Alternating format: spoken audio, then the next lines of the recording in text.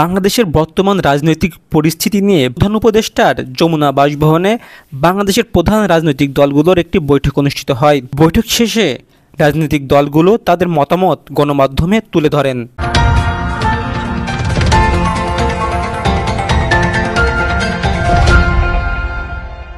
পাঁচটি বিষয় মূলত আমরা আলোচনা করেছি।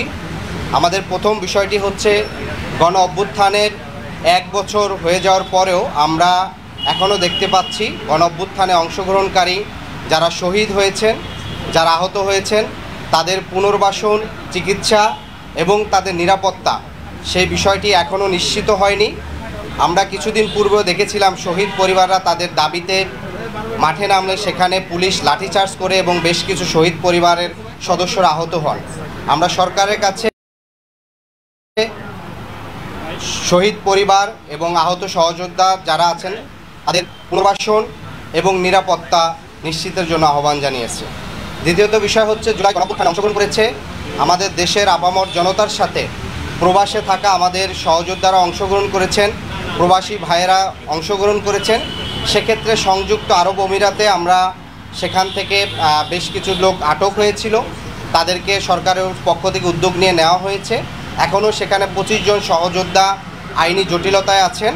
সে বিষয়ে যেন সরকার উদ্যোগ গ্রহণ করে, সে বিষয়টিও আমরা দৃষ্টি আকর্ষণ করেছি। সরকারের উচিত ছিল জুলাই সনদের ব্যাপারে একটু স্পষ্টভাবে সিদ্ধান্ত গৃহীত হওয়ার পরেই নির্বাচনের রোডম্যাপ এবং তারিখ ঘোষণা করা।